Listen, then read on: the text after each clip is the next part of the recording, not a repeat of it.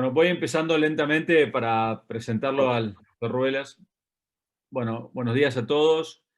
El doctor Ruelas Barajas es la persona que nos representa a todos los interesados de calidad de atención en la región por diferentes razones, por la historia de su contribución a la región, los méritos que ha desarrollado en diversas iniciativas y también, por otro lado, por las contribuciones que ha hecho y está haciendo en estas circunstancias del COVID. Y nos pareció oportuno a aquellos interesados en el COPLAC es pedirle el favor de que cierre este año tan complejo con un tema que, bueno, tiene que ver con lo que todos pensamos, es la relación entre la calidad y la seguridad en sus distintos formatos y la epidemia que nos aqueja lamentablemente en la región y en el mundo y que nos seguirá acompañando. El doctor Ruelas tiene una trayectoria muy extensa, presentarlo en detalle es muy injusta, sería injusto, perdón, por olvidar algún mérito, pero básicamente lo que me gustaría decir es que es el más importante y el mejor de todos nosotros. Así que lo importante es escucharlo, discutir. La idea es que Enrique pueda presentar unos minutos, tal vez unos 35 o 40 minutos como máximo, para que tengamos la oportunidad de interactuar con él y que cerremos este año tan complejo con ciertos visos de optimismo en que ojalá hayamos aprendido sobre las circunstancias que podíamos usar mejor y que nos sirva para que el año que sigue, que lamentablemente el COVID nos acompañará en su despliegue, podamos aplicarlo en forma completa. Así que, Enrique, gracias nuevamente por tu participación, un placer tenerte con nosotros. Y bueno, te escuchamos atentamente en lo que vayas a mencionar por ahora. Gracias. Muchas gracias, Ezequiel. Muchas gracias por tu generosidad. Es para mí no solamente un honor estar en esta sesión, sino también un enorme gusto y ver nombres conocidos, a Dante Graña, a quien también le regreso con profundo afecto el saludo que me acaba de enviar, a Sergio Castaño, en fin. Y seguramente habrá más amigos que no alcanzo a ver en el chat. Pero finalmente todos son amigos, todos estamos inmersos en este mundo de la pandemia, pero sobre todo comprometidos con este tema de la calidad, que se hace obviamente más álgido y más importante en estos tiempos. Quiero además decir que me da un enorme gusto estar en esta sesión organizada por la ISCUA, cuando acabamos de elegir como presidente electo, como nuestro próximo presidente, a Ezequiel García Elorrio. Y me da muchísimo gusto porque se van a cumplir 30 años exactamente de que algo similar ocurrió en América Latina y no había vuelto a ocurrir hasta ahora con Ezequiel. Yo fui electo como presidente electo en 1991. Y ocupé la presidencia entre 1993 y 1995, que va a ser exactamente el periodo también que 30 años después ocupará Ezequiel. Así es que para mí es un enorme gusto, es un enorme motivo de orgullo que Ezequiel haya sido elegido, porque pues es quien ha bregado durante todos estos últimos años y ha puesto muy presente a América Latina en la ISCUA, en el escenario internacional. Así es que aprovecho, lo había hecho por escrito y en varias ocasiones y ahora lo puedo hacer delante de todos ustedes, externar mi felicitación y mi abrazo fraterno a Ezequiel con los mejores deseos de que su éxito siga abriendo brecha para América Latina en el mundo de la calidad. Habiendo dicho eso, quiero compartir con ustedes algunas reflexiones. El título que ustedes tienen en la pantalla o que ustedes tienen en el programa, empecemos con el del programa y luego con el de la pantalla, difieren un poco. Y la diferencia está en el subtítulo: la pandemia en América Latina desde la perspectiva de la calidad. Yo me permití poner más bien hechos, lecciones y acciones, más que lecciones aprendidas, porque yo creo que todavía estamos aprendiendo y vamos a tener que aprender muchísimo. Ciertamente hasta ahora hemos aprendido lecciones, pero vamos a tenerlas que seguir aprendiendo. Y entonces me interesa destacar esta última frase: hechos, lecciones y acciones. porque lo que trataré de hacer es un collage entre los tres temas. Voy a combinar lo que yo he observado como hechos, lo que yo he observado como lecciones y lo que a mí me parece que deberían ser acciones a partir de las lecciones que surgen de los hechos.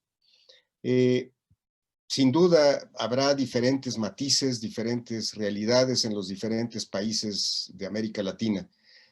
Tomen esto, por favor, simplemente como una reflexión personal que pretende contribuir a generar cada vez mayor resiliencia en nuestros sistemas de salud ante situaciones como la actual.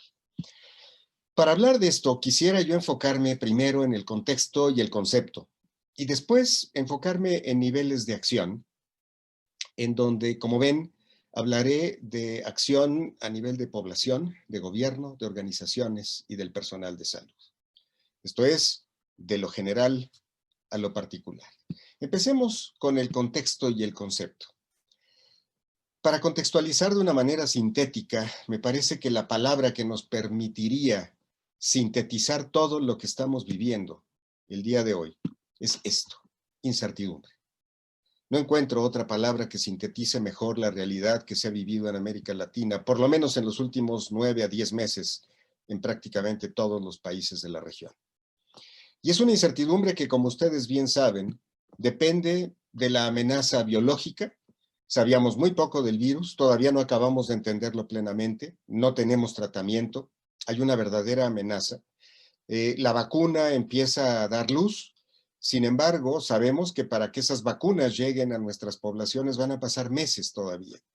La incertidumbre sigue vigente ante esta amenaza biológica, pero también ha habido una amenaza económica. El nivel de ingreso de las poblaciones ha caído y esto complica la situación. Pero a esto se suma otro factor de incertidumbre: la amenaza informática, la infodemia, la enorme cantidad de mensajes que se mandan, algunos sin sentido, algunos con muy mal sentido, algunos incluso perversos, que confunden a la gente, que no contribuyen realmente a generar mayor estabilidad o mayor confianza o mayor conocimiento. Este es el contexto en el que estamos viviendo. Y la otra palabra clave en esta sesión, obviamente, es calidad. Pero hablando de calidad, me gustaría hacer una reflexión con ustedes. Por prácticamente un siglo, nos hemos enfocado fundamentalmente en la relación del médico con el paciente, de las enfermeras con los pacientes, si acaso de otros profesionales de la salud o técnicos de la salud con los pacientes. La relación prácticamente individual, uno a uno. Hoy con la pandemia, pero lo empezábamos a ver ya desde hace varios años, quizás unos 10 años atrás, empezamos a ver que teníamos que hablar de la calidad de los sistemas de salud. Y así pues, el concepto de calidad se expande. Y se expande a partir del entendimiento de la calidad de la atención médica que acabo de describir y que hemos estudiado todos y en la cual nos hemos incorporado a través de diferentes actividades, para entrar a hablar también de la calidad de la promoción y la prevención. Y hoy, ¿cómo nos arrepentimos de no haber hecho mucho más en los años pasados? Pero también calidad en el continuo de atención. Esto es, no solamente en la atención que se da en el episodio de enfermedad, sino a lo largo de la vida, a través de la enfermedad, cuando ahora tenemos enfermedades que se prolongan por décadas en muchos casos, y a través del sistema en su conjunto.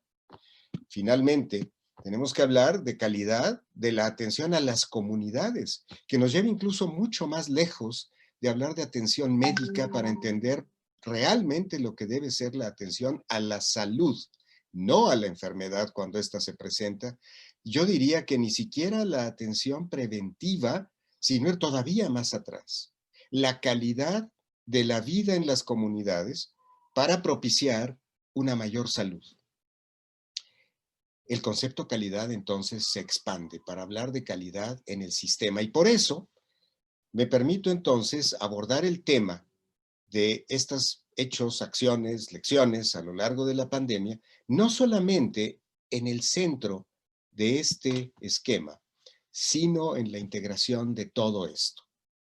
Y para eso entonces, primero tengo que decir que la calidad, los dominios de la calidad acuñados desde hace 20 años por el Instituto de Medicina, hoy Academia de Medicina de los Estados Unidos, son vigentes en todos estos ámbitos.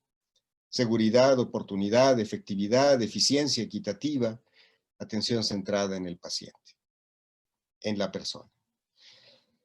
A continuación, entonces, en este marco de incertidumbre, tendríamos que reconocer que hoy yo no podría afirmar que la atención está siendo segura para los pacientes de COVID, como tampoco para los pacientes que se internan por cualquier otra razón.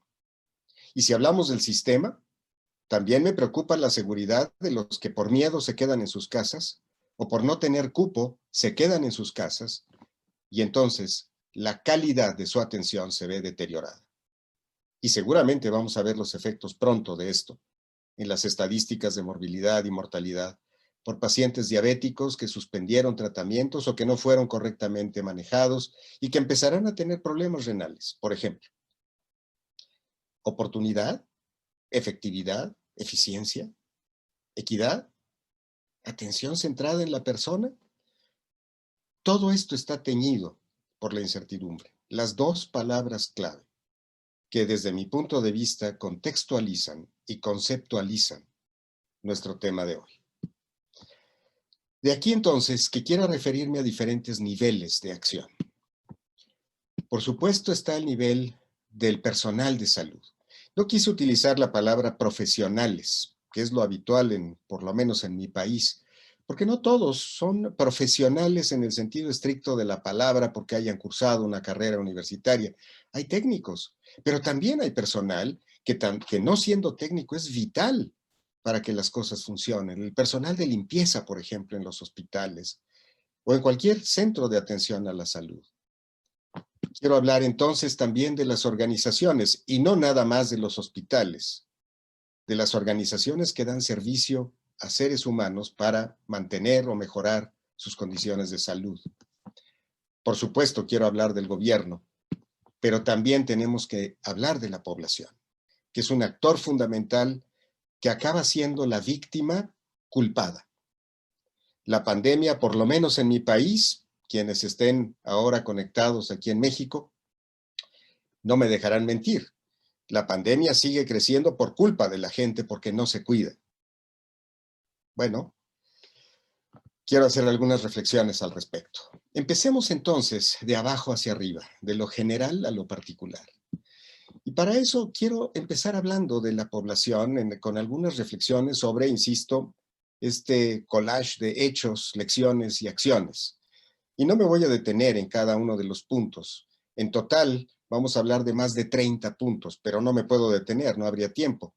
Se los dejo simplemente para que los complementen, los maticen, los cambien o los sinteticen, lo que sea mejor para seguir entendiendo esta situación de incertidumbre y de calidad. ¿Qué hay con la población? Para empezar, me parece que es fundamental aceptar que debemos conocer la realidad socioeconómica de nuestras poblaciones y que las medidas no pueden ser tomadas indiscriminadamente para todos. No se le puede pedir a la gente que se quede encerrada en su casa cuando no tiene que comer, cuando vive de su trabajo en la calle. Y si no se le da apoyo, ¿qué va a hacer? Pero también tenemos que entender que un buen número de esas familias viven en hacinamiento.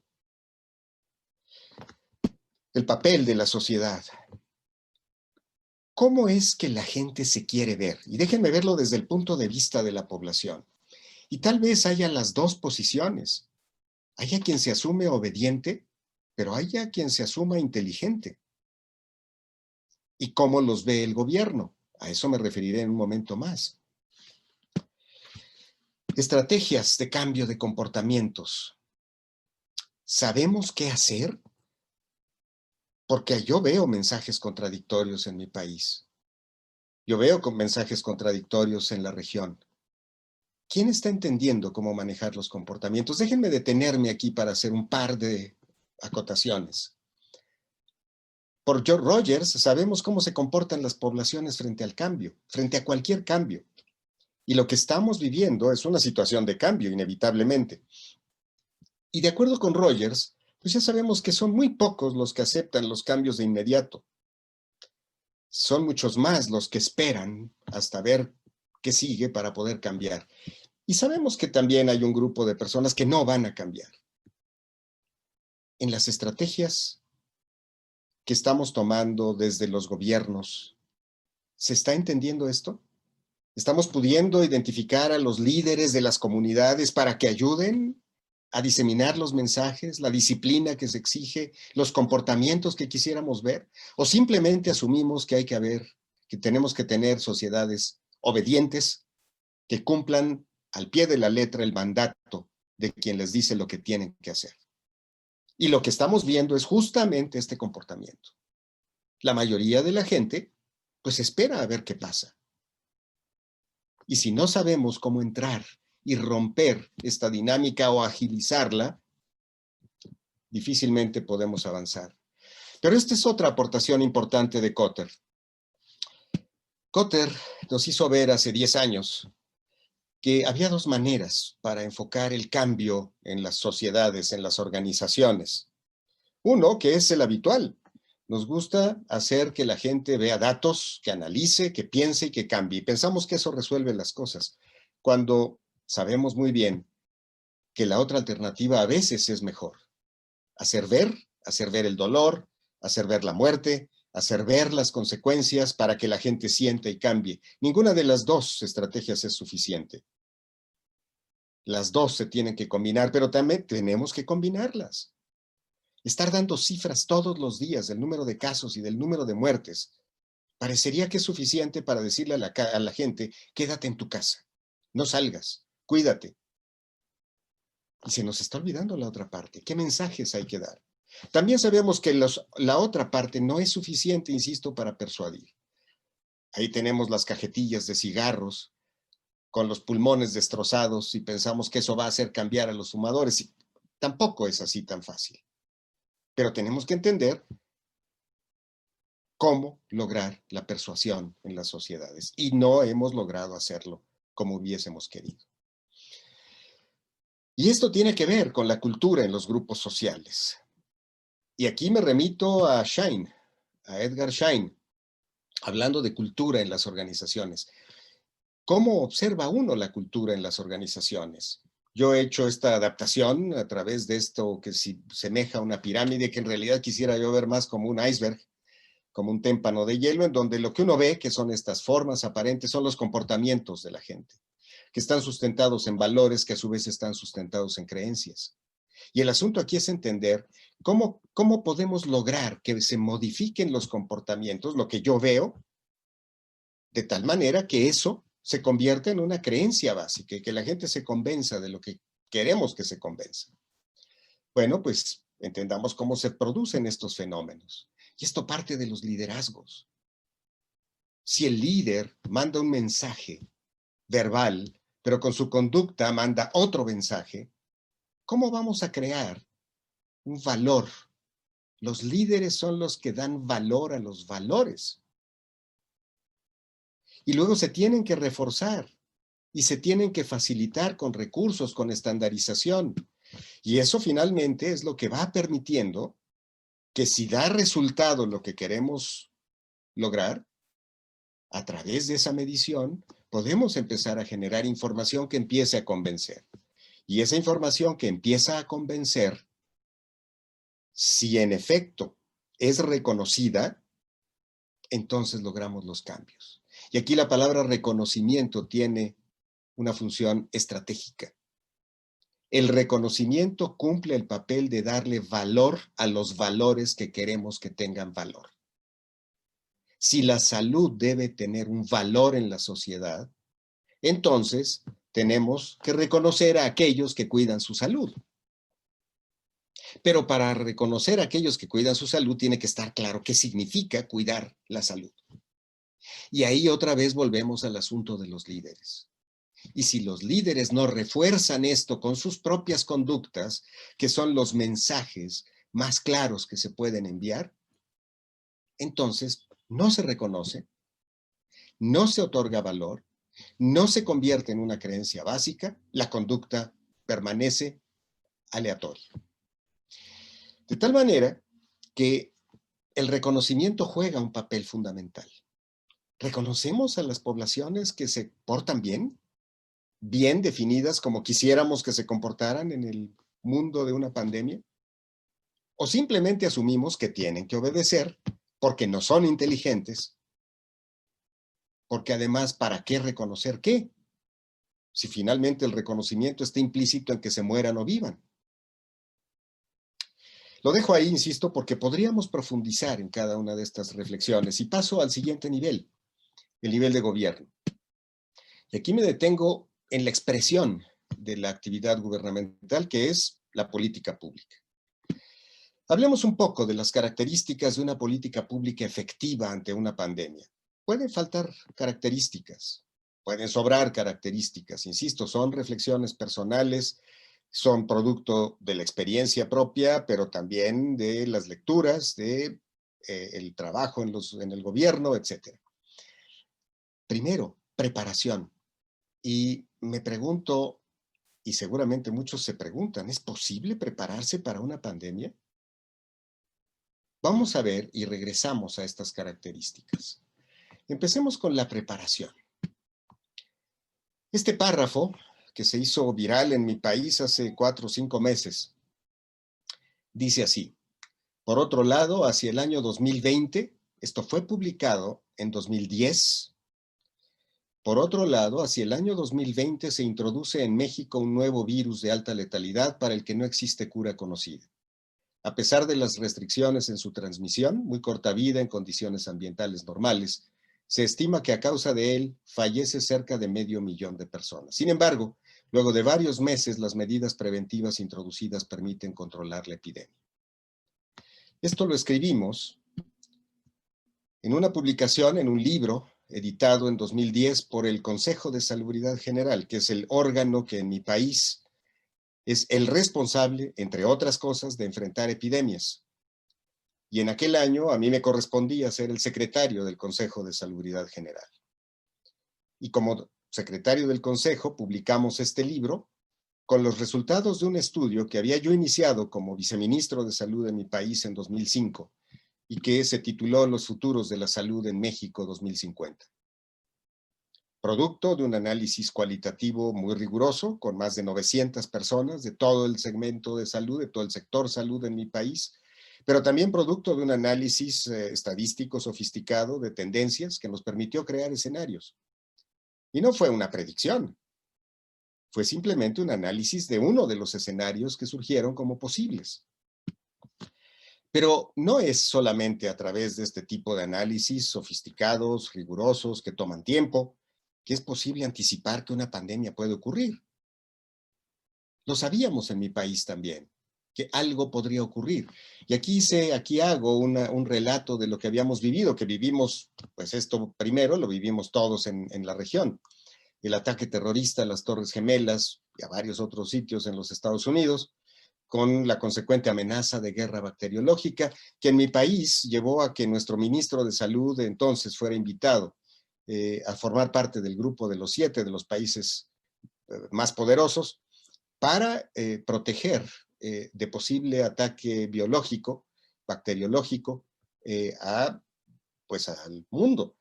Se preguntarán por qué México fue invitado. No fue gratuito.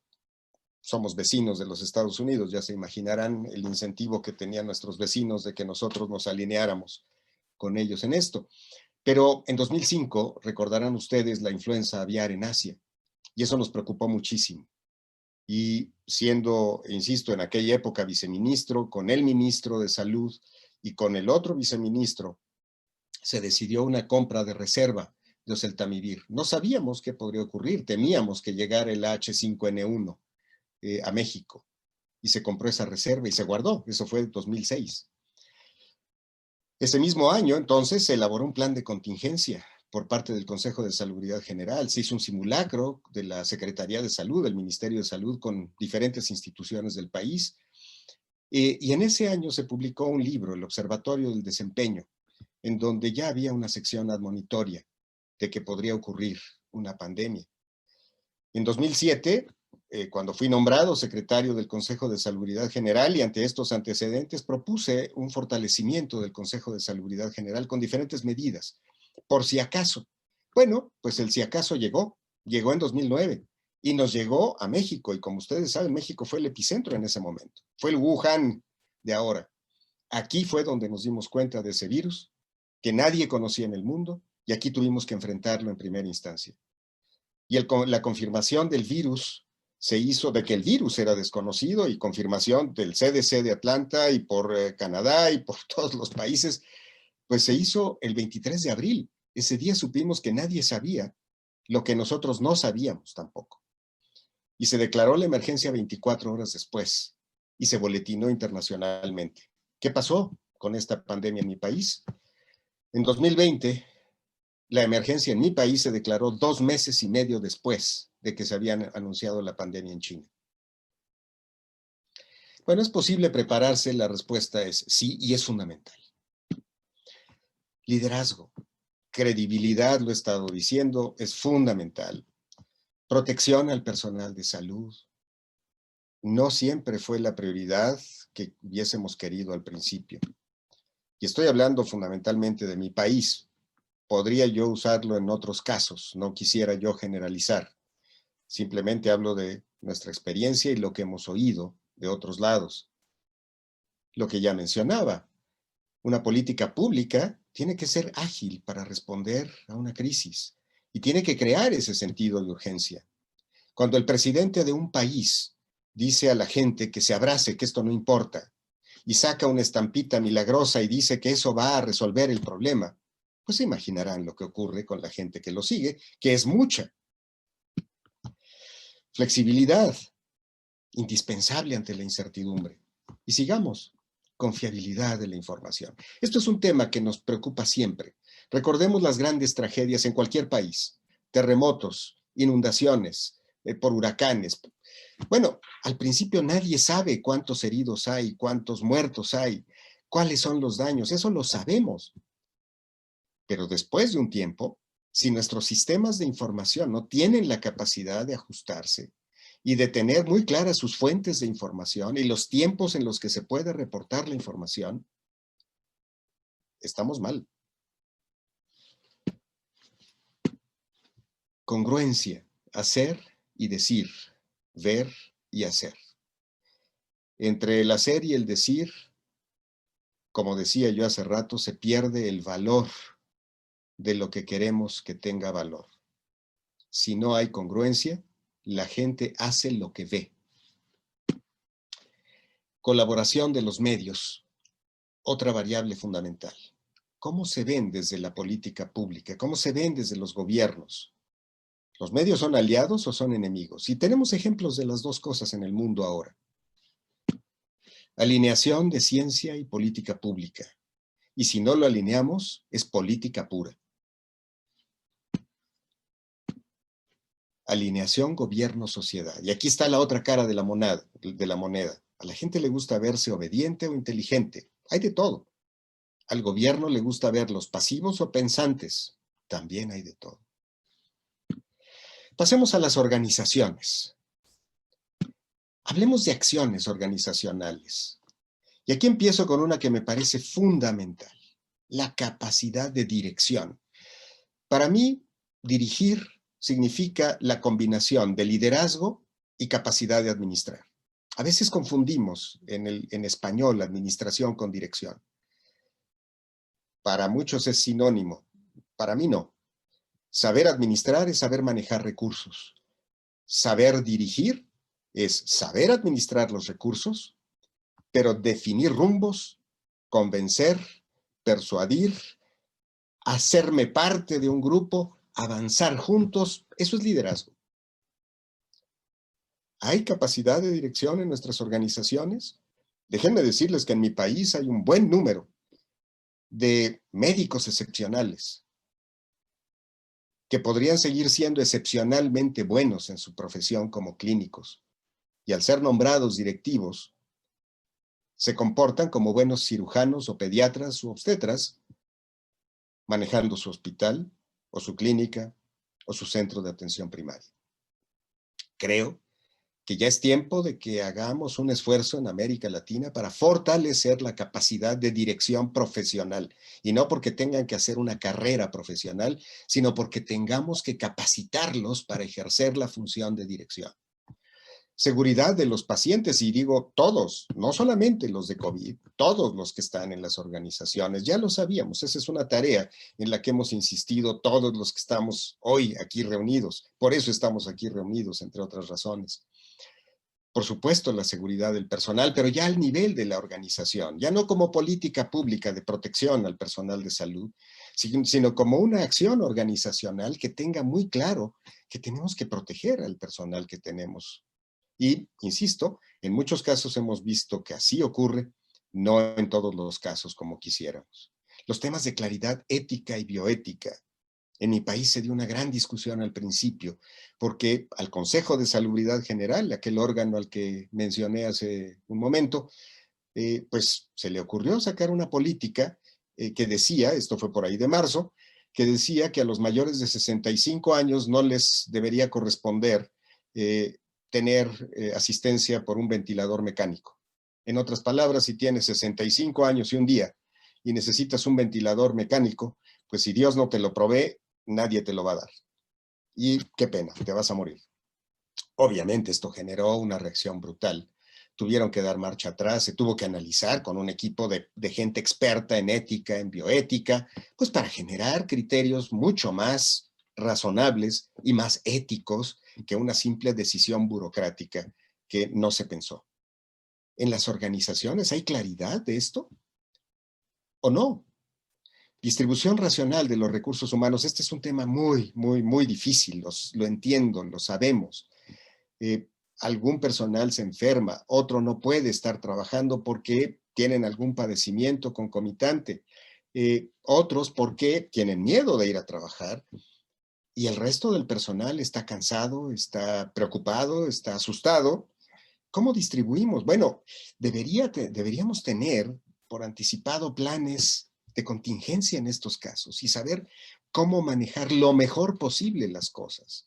Y yo veo literalmente malabares en muchas de nuestras organizaciones tapando agujeros de enfermeras que no están donde deberían estar, y no porque no quieran en la mayoría de los casos, no pueden, porque falta personal, etcétera. Suficiencia, eficiencia y no desperdicio de recursos. Y aquí pongo Lean, como este concepto que no tiene una traducción literal, estas organizaciones esbeltas. Bueno, ¿estamos haciendo algo? ¿Lo hemos hecho desde antes? ¿Lo tenemos considerado en un plan de contingencia? Mejora continua. Otra vez, son las mismas preguntas. ¿Lo habíamos hecho antes? ¿Sabemos qué hacer durante procesos de crisis? En momentos de crisis, ¿cómo se maneja la mejora continua? ¿Cómo agilizar los flujos de los pacientes, por ejemplo? Etcétera, y podría citar N cantidad de ejemplos. Información, pero información con la monitorización de procesos clave. Comunicación a familiares.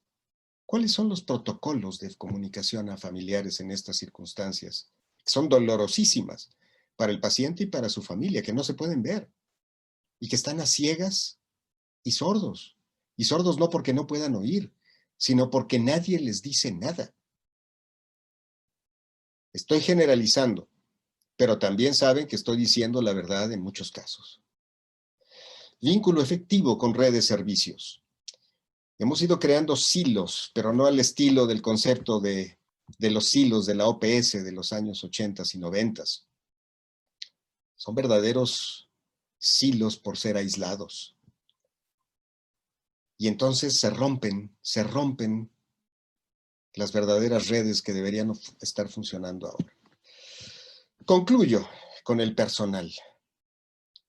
Llego al eslabón más débil de la cadena. Médicos, enfermeras, técnicos, camilleros, etc. Acciones. ¿Los hemos capacitado para su autoprotección? Yo he dicho que deberíamos hacer simulacros de vez en cuando de qué hacer para protegerse en caso de que hubiera, imagínense una guerra bacteriológica. Imagínensela. Imagínense otra pandemia encima de esta pandemia. Imagínense que, ojalá que no ocurriera, pero sabemos que podría ocurrir, que ahorita aparece otro virus encima del que ya tenemos. Y no hemos capacitado a la gente. La gente va aprendiendo sobre la marcha. Creo que la autoprotección debe ser una prioridad en todas las organizaciones. El monitoreo de riesgos, las guías de práctica clínica dinámicas y subrayo dinámicas porque ya sabemos que en estas circunstancias se va aprendiendo el manejo ante enfermedades que no se conocen. Es el caso de este virus. Bueno, hemos ido aprendiendo cómo manejar a los pacientes cada día mejor. Ojalá tengamos pronto un tratamiento. Mientras eso no ocurra con un tratamiento específico, pues tenemos que tener guías de práctica clínica dinámicas que se vayan ajustando, pero por supuesto que se comuniquen. Desarrollo de competencias, porque pues a veces pensamos que ahí están las guías y bueno, pues es responsabilidad de todos aprenderse las guías y seguirlas. Pues sí, pero facilitamos el desarrollo de las competencias para cumplir esas guías y todo lo que requiere ser apoyado para que esas guías se cumplan. ¿Podemos cotejar que esas competencias existen? ¿Y lo podemos hacer rápido y bien? Yo creo que son lecciones que tenemos que seguir aprendiendo para no volver a bajar la guardia, esperemos. Apoyo psicológico. Un tema del que empezamos a hablar, pues tal vez hace unos 3 meses. 3 o 4 meses que empezaron a salir artículos. Tal vez antes y por ahí salió algo. Pero se nos olvidó que el personal de salud requiere de un apoyo muy importante. Desarrollo de competencias bioéticas, ya no como política pública, ya no como política organizacional, sino como conocimiento del personal de los valores que deben guiar su conducta en condiciones de crisis como estas. Finalmente, la atención humana, y aquí me detengo simplemente para hablar del código humano. Hace unas semanas Ezequiel me hizo el favor de invitarme también a hablar y hablé sobre este tema, de manera que no me voy a extender, nada más, como es un tema que no está presente porque es nuevo, simplemente decirles que pues me he permitido definir esto como un conjunto de acciones explícitas que conducen hacia una atención humana mediante un lenguaje común y profundo con los pacientes para crear empatía, compasión, confianza y preservar su integridad. Y que todo esto nos lleve finalmente, a una atención humana, a esa relación de respeto, afecto y confianza que reconoce y acepta al otro como una persona plena. Yo podría decirles que, porque ya demostré la hipótesis, por lo menos en mi país, sí todos queremos ser humanos, todos los profesionales de la salud, pero no sabemos explícitamente cómo hacerlo. Eso ya está más que demostrado, se los aseguro. Pero tenemos que acercarnos más a los pacientes y en momentos de crisis todavía más. Fortalecimiento del trabajo en equipo, una tarea pendiente de muchos años. Equipo no significa poner juntos a médicos y enfermeras. Y déjenme decirles, esto viene desde la educación de pregrado que deberíamos fortalecer ya. Uso siempre un ejemplo que me gusta porque me parece muy ilustrativo. Yo he cuestionado a los directores de las escuelas de medicina y de enfermería en mi país, diciéndoles, me da la impresión de que entrenamos a los jóvenes médicos, enfermeras, odontólogos, etcétera, como si fuera un equipo de selección nacional de fútbol y les dijéramos, los lunes entrenan los porteros, los martes entrenan los defensas, el miércoles los medios, el jueves los delanteros, el viernes descansan porque el sábado jugamos y más les vale jugar bien a todos. Y juntos, como equipo, porque somos equipo. ¿De dónde, por Dios? Si se entrenan separados. Bueno, y cuando llegamos a situaciones de crisis, en algunos hospitales, en algunas organizaciones, funcionan bien como equipos, pero no podemos dejarlo al azar. Finalmente, otra vez, el tema del reconocimiento al desempeño individual y al desempeño en equipo.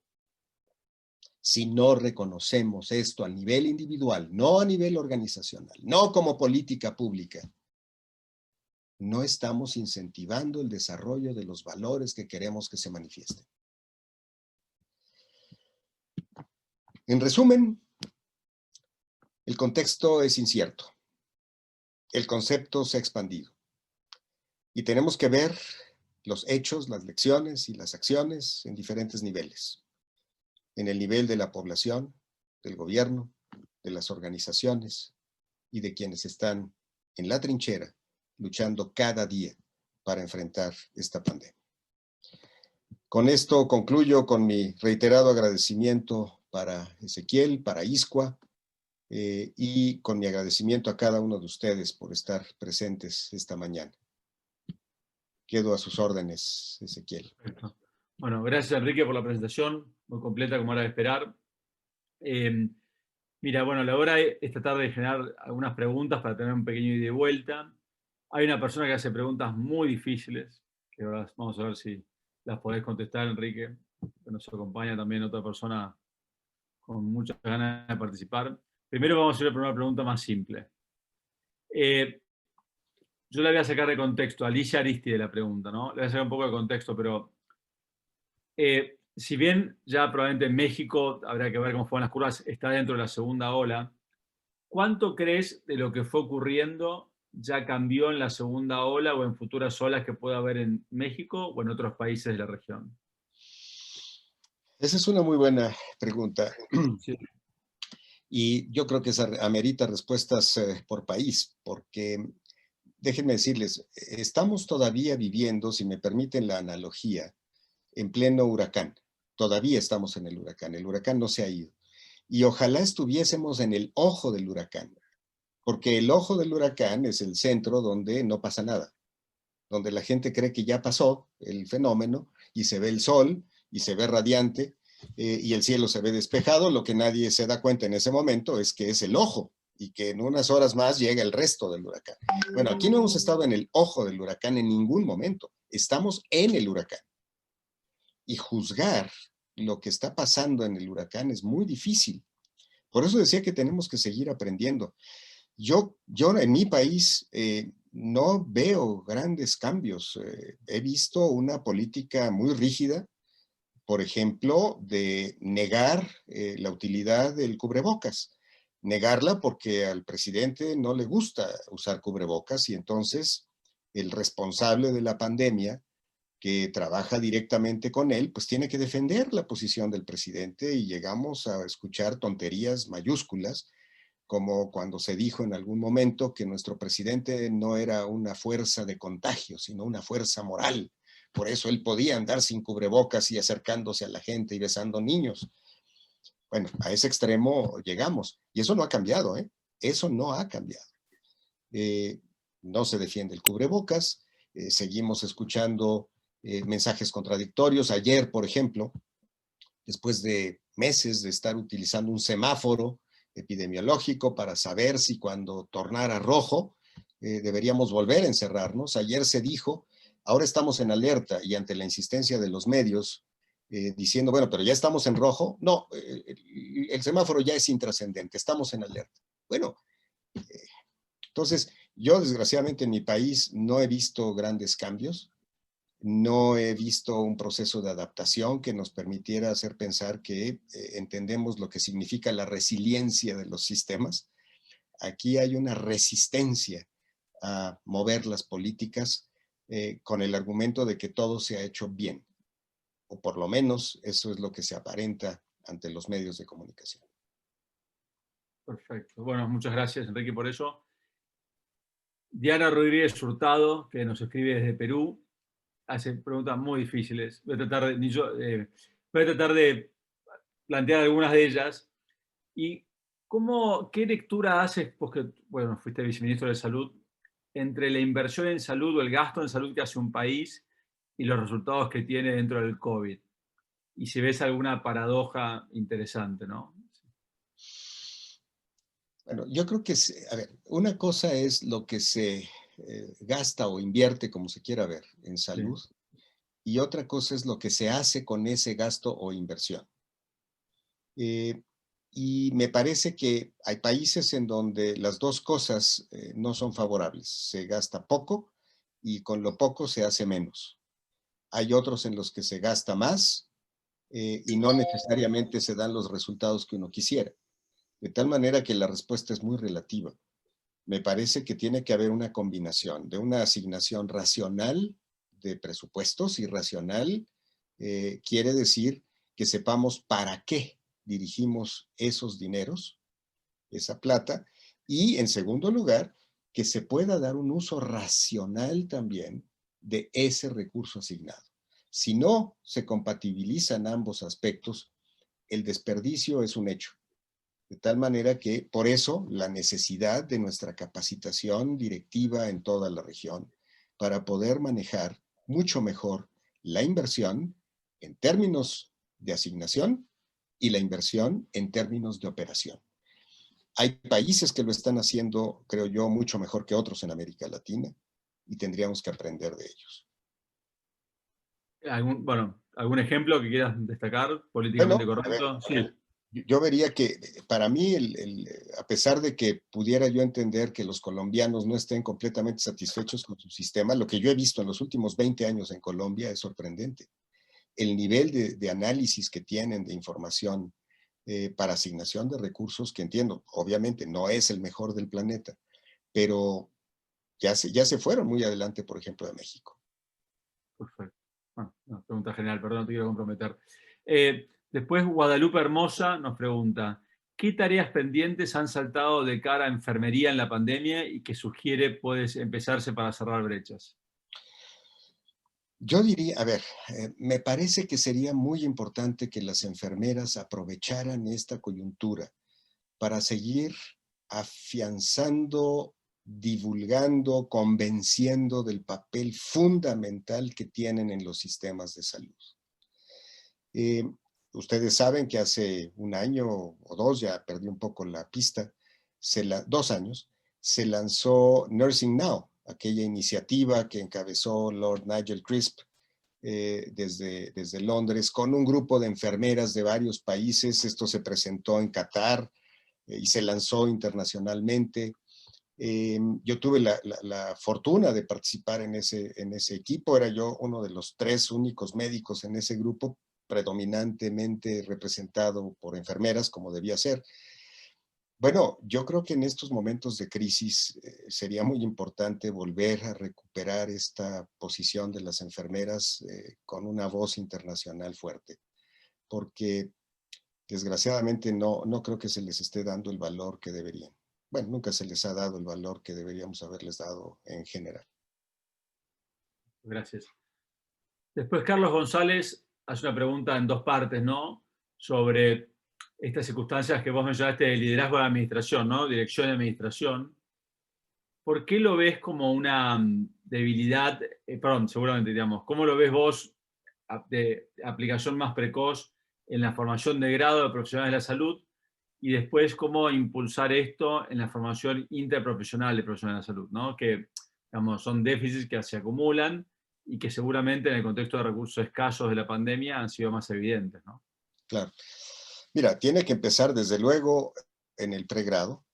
Hay ejemplos de ello. Yo doy un curso, por ejemplo, que se llama dirección, dos cursos, de hecho, en el cuarto año de la carrera. En el primer semestre del cuarto año se llama Administración de Servicios de Salud y en el octavo semestre se llama Dirección de Sistemas de Salud. Porque la percepción con la que los médicos entienden por lo general estos aspectos es como una carga administrativa, es lo burocrático y es aburrido, no es para lo que yo estudié. Entonces tenemos que empezar desde antes. Pero por otro lado hay que crear incentivos, otra vez. Si queremos, a ver, por ejemplo, en mi país hoy, el director de un hospital gana menos que un especialista. Bueno, pues obviamente no hay mucho incentivo para dirigir un hospital cuando además tienen toda la responsabilidad encima, ¿no? No en general, hay hospitales en donde ganan más, sí, pero hay jefes de servicio clínico que ganan menos que sus médicos. Bueno, pues eso hay que corregirlo. Pero de la mano Perfecto. de capacitación. Sí. Bien. Y vamos a hacer nos quedan dos preguntas. Ricardo Herrero hace un comentario que, discúlpame Ricardo que lo refrasé, digamos, ¿no? Porque claramente la pandemia expresó inequidades y falencias del sistema de salud. ¿Y cuáles te parece que son los factores que harían posible que finalmente se defina rediseñar los sistemas de salud, ¿no? Porque, digamos, Ricardo menciona los parches que se reciben, ¿no? Pero, ¿cuáles son los factores que vos creés que de alguna manera lograrían que esto cambie, ¿no? Mira, estoy convencido, Ezequiel, después de haber estado en un viceministerio y después de haber encabezado un Consejo de Salubridad General, que además es un organismo que agrupa a diferentes secretarías de Estado, a diferentes ministerios de Estado, a organismos de la sociedad civil, etcétera, es un organismo cúpula. Después de haber estado en esa responsabilidad, en esas responsabilidades, estoy convencido de que lo peor que uno puede hacer para querer cambiar las cosas es tratar de que se hagan faraónicamente de arriba hacia abajo. Eso no ocurre. Hace 3 años, desde el Instituto Internacional de Futuros de la Salud, lancé una iniciativa que se llama Reinventando Salud. Y la premisa estratégica, entre otras cosas, es empecemos a demostrar innovaciones en ecosistemas controlados pequeños para empezar a reproducir las experiencias exitosas. Eso no lo inventé yo. En el IHI lo hemos hecho. Lo hemos hecho en África con excelentes resultados. Hay que empezar chiquitos demostrando que esto puede funcionar y luego expandiendo. Y en Reinventando Salud decimos, nuestro horizonte temporal es al 2043. Se preguntarán por qué. En 2043 se van a cumplir 100 años de que se creó nuestra Secretaría de Salud y nuestro Instituto Mexicano del Seguro Social. Y decimos, bueno, vamos a llegar a 2043, 100 años después, con el sistema parchado, y usamos prácticamente la misma palabra, con el sistema parchado, o hay que inventar algo nuevo. Bueno, y hemos dicho, si dentro de 5 años tenemos 100 proyectos de reinvención sembrados en todo el país, ya logramos lo más importante para que esto empiece a cambiar. Pero querer hacerlo como política pública de cambio de arriba hacia abajo, no creo que sea viable. Entiendo. Muy interesante. Bueno, tenemos que terminar para respetar el horario de todos ustedes y el doctor Ruelas. Bueno, ha sido un placer realmente escucharte y surgen tantas ideas y has hecho tantas cosas, Enrique, y seguís haciendo, que la verdad que es un privilegio compartir este tiempo con vos y ver diferentes perspectivas de tu trabajo, ¿no? Así que gracias por compartir tu tiempo con nosotros. Eh, Ricardo Herrero, que es un gran lector, nos dice que Galeano, el lector uruguayo, dijo que lo único que se hace desde arriba hacia abajo son pozos. Está muy bien, así que muy bien, muy bien. Bien, Galeano creo que fue que escribió ese libro de Venas Abiertas en América Latina. Bueno, gracias a todos por su participación. Este es el último COPLAC del año. Empezaremos de vuelta desde marzo con otras iniciativas. Trataremos de incorporar más personas. Acá, bueno, hay saludos de viejos amigos de toda la región, como Hugo Siu de Perú. Así que, bueno, le agradecemos de vuelta a Katrina, que nos acompaña todos los meses en el COPLAC, que acá saluda desde Disco Education. Gracias a ISCUA por brindar el apoyo para esta iniciativa. Veremos esta conversión que tenemos con el lunes que viene con Enrique y otras personas, es tratar de ver cómo expandimos esta iniciativa en la región y cómo seguimos dándole formato. Así que un placer a todos por su participación. Que tengan buen fin de año en horas tan difíciles para nuestra región y para el mundo. Y gracias de vuelta, Enrique, por tu tiempo. Así que Gracias. ese es un comentario final. Sí, Muchas gracias a los amigos que estoy viendo aquí en el chat, sí. a Hugo, a Jorge, a Dante, a Sergio, a todos y a todos los que han escrito aquí. Mil gracias por sus comentarios. Gracias a ti por la invitación. Gracias a ISCUA por el respaldo y mi felicitación hacia ti por haber ocupado esta posición y mis mejores deseos a todos para el fin de año y estas fiestas que vienen. Hasta pronto. Perfecto. Bueno, muchas gracias. Thanks, Katrina, for closing. Adiós, y que estén muy bien. Gracias. Chao.